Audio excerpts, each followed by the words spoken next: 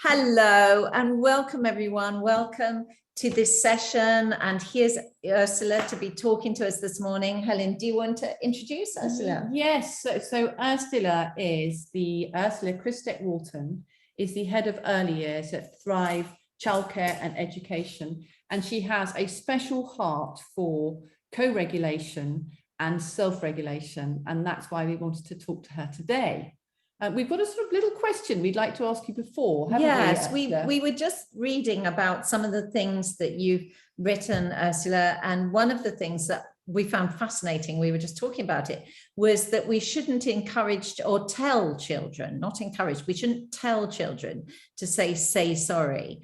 And we do that all the time. I, as a parent and grandparent, you know, we can say sorry. Yeah. And we'd love to hear, just to start off with, before we talk more about self-regulation, co-regulation, just what your views were, why we shouldn't say sorry to children. Yeah, well, first of all, thank you for inviting me to be on the interview to talk with you. I'm delighted to be here. Yeah, well, that particular article that you're referring to, I wrote about 5 or 6 years ago, and it was not forcing children to say sorry.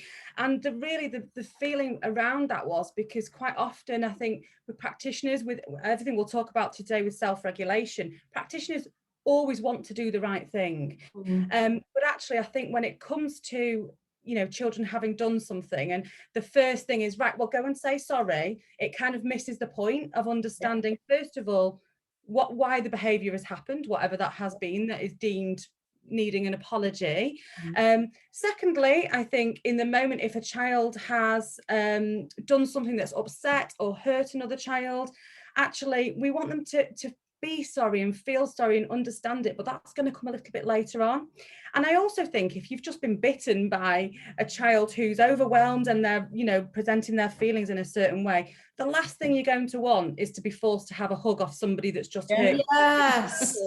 If someone's just, really hurt us, the last thing we might want is, when we don't understand it, is for them to physically come up and then, be very physical with us. So I think talking to our staff, and what I was referring to in that is when it comes to apologising, children have to learn empathy and sympathy. And what we know from brain development now is that actually doesn't come for a long time, for quite a while. And as adults, we need to be actually looking at our part as co-regulators in, did we do anything that led to that frustrating moment for either of those children?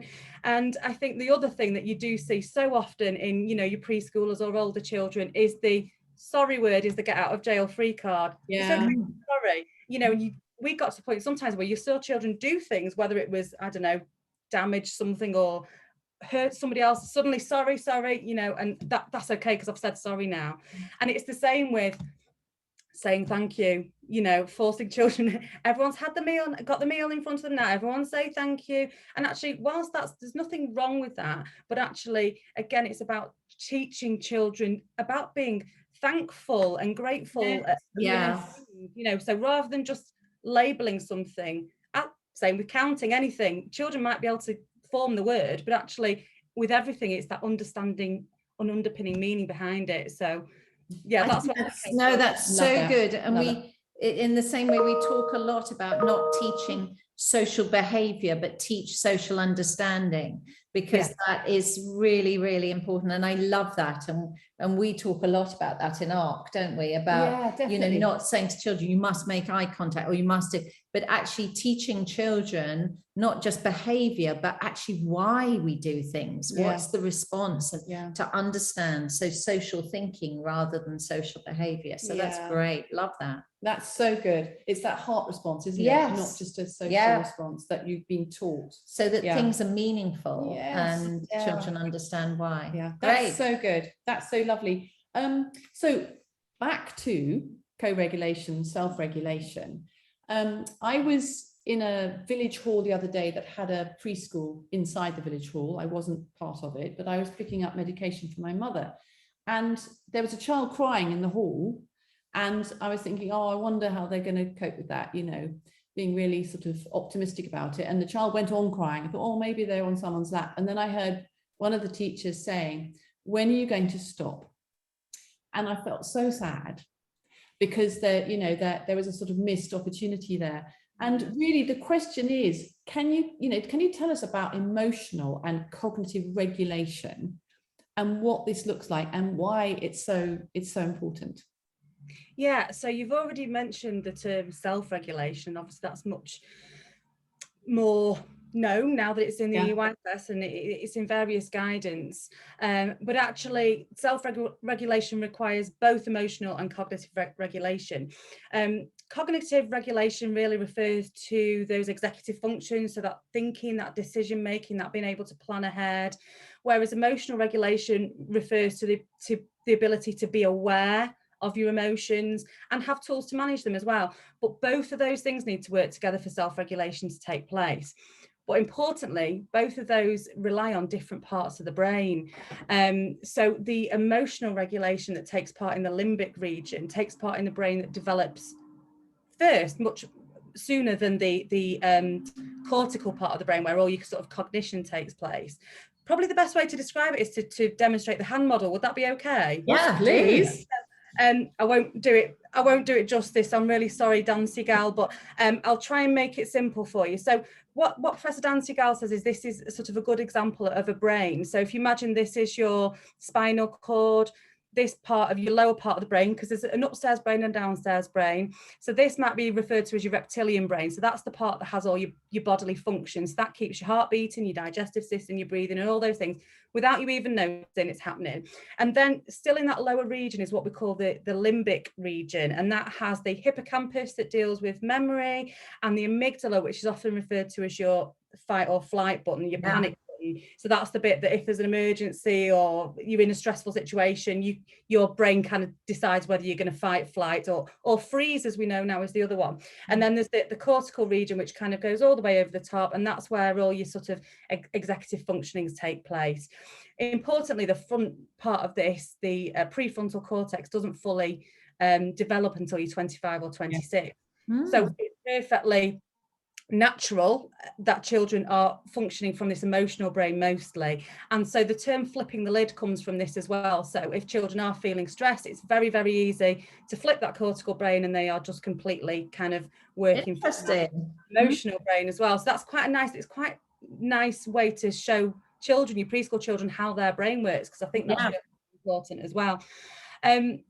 But basically, why we have things like terrible twos and tantrums is exactly that. And it's not children's faults at all. They haven't yet developed those skills to be rational and resilient at all. So that's why understanding self-regulation is so important. And then on the side of that, how to support it through co-regulation as well. That's so great. Love it. I love the hand. I'm going to really remember that. Yeah. And flipping the lid. Yeah. How That's interesting. Exactly what happens, isn't it? Wow. So there's a lot of focus, and we talked about this a bit earlier, a lot of focus on behavior management and thinking about behavior rather than always looking at the triggers. Why do you feel it's important to look at triggers rather than just look at behavior? Yeah, well, I know it's been said a lot, but all behaviours are communication, and that particularly with young children, and it's because they respond emotionally, as I said before. So when children are feeling stressed, they're going to let you know exactly how they're feeling, and they're not going to take into account anything else or any other circumstances around it. So basically, behaviour management strategies are like forcing a lid on a volcano or a pressure cooker. Those feelings very naturally are still there. So children need to kind of get them out one way or another. So all you're doing with your behaviour management strategies is kind of suppressing those feelings, which are still there. They'll manifest sometime later on, whether it's in the day, the week, or even into adulthood or something like that. But basically, behaviour management strategies, so the ones that I've seen, and my husband and I took our oldest child, who's now 20, out of primary school because they used the black cloud, grey cloud, sunshine. And I think some places still use those kind of things, and actually what they are is they're shame tactics. And so a lot of behaviour management strategies, even though people don't realise or mean to be cruel, and it is cruel when you really think about it, actually what we're doing is we're naming and shaming children a lot of the time, or we're using fear strategies such as I will phone your mum if, or do you want to stay in if, or all those sort of things. And all you're doing is dealing with that response in the moment. So it might seem effective because children might stop doing those behaviours that you deem to be unacceptable, but actually they're stopping because they're fearful of doing them. And actually, what else are they going to do with that? Because you're just brushing it under the rug, basically. And I think the other thing to add to that, if people aren't aware of now what we know with the science, that cortisol, that hormone cortisol, that when children are, or adults, anyone is stressed, it surges through the body. So you need short bursts, little bits of that is great. So if you're doing physical exercise and your heart rate's going and your brain's all over the place, that's fine, that's necessary. And children need to learn to deal with stress because that can be life. But actually, if it's prolonged stress or repetitive stress like that, that can be really, really damaging long term. And the science really, really shows us that now. So I think the important thing for us to do, rather than using behaviour management strategies, is to really understand about being good co-regulators, about preempting, because I think quite often we have rules for rules' sake, even though we know some children won't cope with them, making sure that children feel safe and secure. But also after you've had what feels like a really overwhelming or stressful episode with a child, actually really unpick that and say, right, what went wrong there? What could we have done differently? But also the consistency between the setting and the parents as well. So all adults involved need to kind of really understand that. No, that's great. That's so good. It's and this term co-regulation, I just want to say it all the time, don't you? Because then self-regulation is great, but co-regulation is everything. So how can practitioners best co-regulate, let's use that word, children's emotional and behavioural responses? What can they do? How can they do that best? So absolutely co-regulator. The term co-regulator needs to be used because that's what we are as adults. We can either help children self-regulate, or we can put them into a state of dysregulation by our responses to them or lack thereof. So we know self-reg can't take place without co-regulation, but I think one of the biggest things is just promoting calm at all times for children. So staff need to stay, or practitioners need to stay calm themselves. They need to acknowledge that children's feelings are very real and valid, and we really need to help children recognise those feelings in the future. So one of the things that they can do is a strategy called Name It, Tame It, which for us in Thrive has been overwhelmingly one of the most effective strategies and has a really quick impact. And this is just helping children identify their emotions. So if they are angry, frustrated, rather than saying to them, oh, don't be silly now, it's just a whatever it is, or as you said before, that the adult who said to the child, when are you going to calm down, actually saying to a child, I understand you're feeling frustrated, I can see you're feeling angry, let's talk about that. That just helps children to really give a label to it, and actually can help to really diffuse a situation. And that's not about children getting their own way, because whatever they're upset about, we might not be able to help. It might be about actually learning to share or take turns, but actually it's going, we know, we acknowledge that you feel upset about that. And actually that's really helped to de-escalate situations. And on the other side of that, your response can actually really escalate a situation and make it much, much worse for yourself. I think the other thing, and I've made myself a little list here. So I think I said before, preempt to prevent. So this is about knowing your children really well, knowing what the little triggers are, knowing if they've had, so that communication with parents as well. So if they've had a bad night's sleep, or if there's something going on at home that might make them feel a little bit vulnerable or stressed, we really need to know about it, because if they're coming into our setting in the day, they might not want to just do business as usual and go off playing. They may be feeling they want a bit of, cuddles, quiet time, or just so that we can understand their triggers a little bit more. I think really practical things like don't have lots of settling in sessions going on at once. If you've got a baby settling in, they're going to need some one-to-one, and staffing won't always allow for lots of that to happen. So planning ahead with those sorts of things. Observing your environments as well, I think, to see actually, are we creating frustration? Our environment's too overwhelming? Are we expecting children to line up for 5 minutes before? Are we expecting them to wait for ages for food? Have we got a sandpit that 6 children can go around, but actually just 2 spades? So, I think it's thinking about those things. And the old classic, 1,000 pieces of brio train track, or one train. Oh gosh, yeah.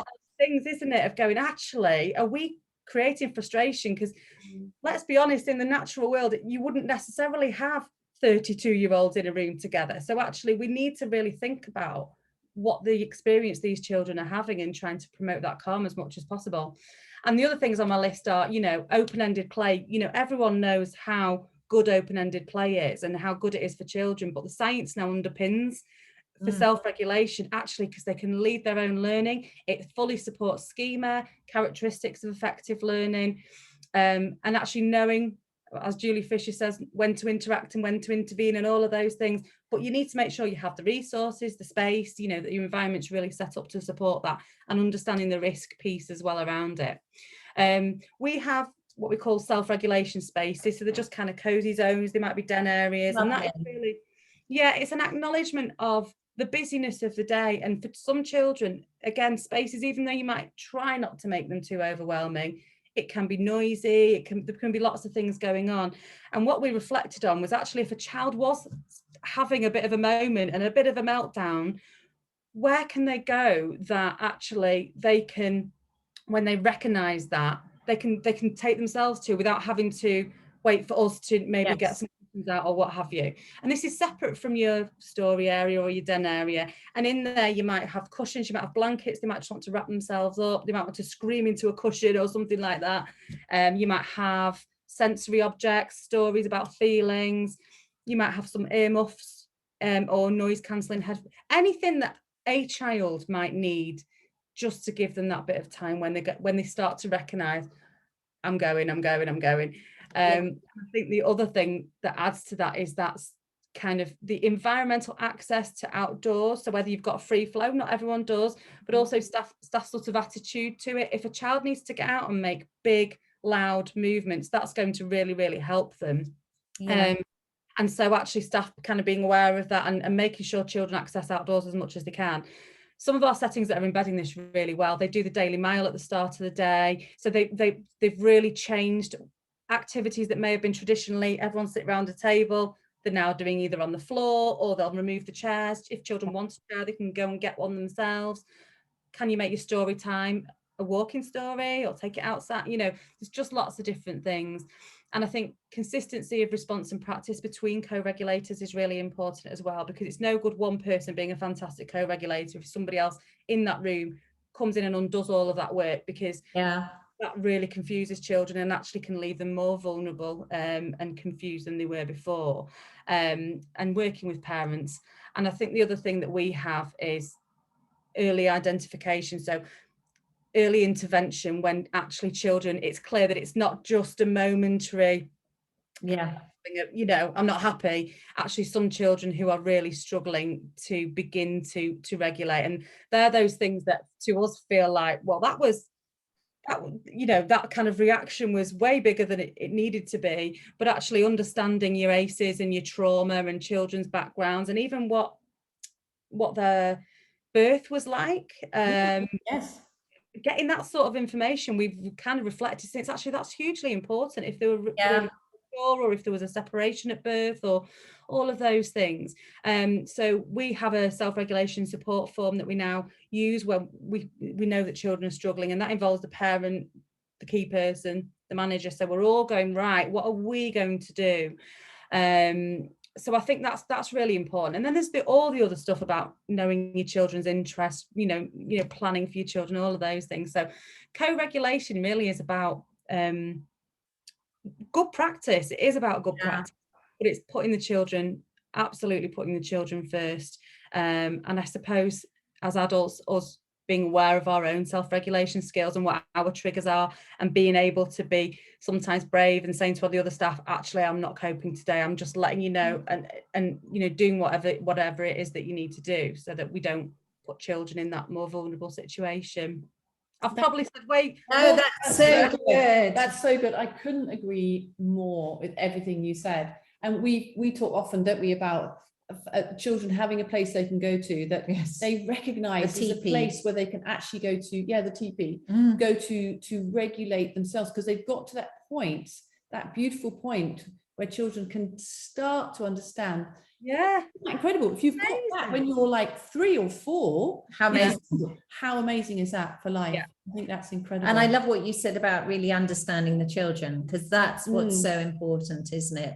Yeah. And, you know, one of, you know, often in self-regulation, there can be a sensory response from the child that they're actually not coping with the sensory environment. So just really understanding what those triggers are and what will help them at that point in time so that we can successfully co-regulate. I think that's great, and love all those ideas. Just to finish with, is there any particular resources you would recommend or anything? I mean, you've given us loads of ideas there, which were fantastic. Is there any particular resource that you would recommend for practitioners? You've got your own one, haven't you? That amazing toolkit. Oh yes, we do actually. Yeah, so well, the toolkit, that Dr. Minay Jonkbayer and I have worked on. So my journey with self-regulation started with doing Dr. Minay's courses on neuroscience and self-regulation. So I've been working with her for about 4 years now, and together, because she's been using some of our case studies and the things that we've developed in our setting. So we've developed a toolkit on her website, which managers, leaders, teachers, practitioners can access, and that full of lots of information for somebody who wants to kind of lead on self-regulation. So it's got policies, strategies, tools, documents, but also there's a full training. So it's environments, practice, and knowledge. And there are 3 training sessions with PowerPoints and lesson plans. So whoever, you can access that and then use it. In terms of resources in the nursery, the beauty of this is actually it doesn't need stuff. I mean, you might collect bits and pieces for your self-reg space. So we've just recently purchased Wendy White's Mood Stars and lovely books to do with self-regulation. Just one that we've just bought, and Deborah Webster. Well, there's lots and lots of stuff out there, but actually what I would say, you might have a staple resource which we're collecting at the moment, but actually what we say to nursery managers, it's whatever reflects your children. Yes, exactly. And what they need, because I think if we get to the point where we start to say, oh well, buy this and that's self-regulation done, then we're completely missing the point.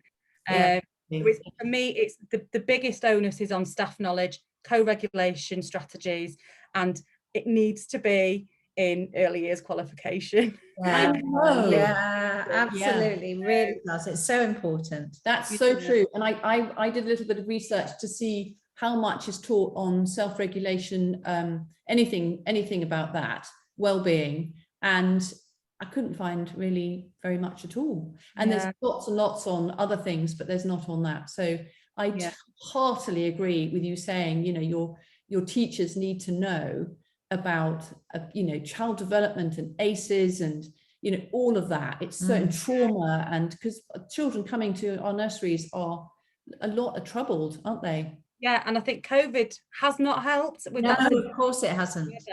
And I think emotional well-being, along with physical well-being, because we really, really promote physical activity, physical development, physical literacy in our settings. But actually, if we could keep that as the foundation, I believe that everything else will come in terms of learning. But if children don't feel safe and supported, then how can they be ready to learn? Well, they can't, can they? Exactly, because like your brain thing, is with a flip lid, you're thinking learning brain is closed down.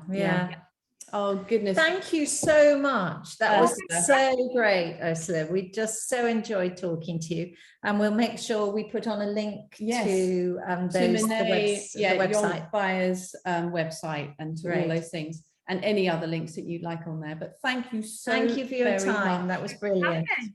Thank you. Take care. Bye bye.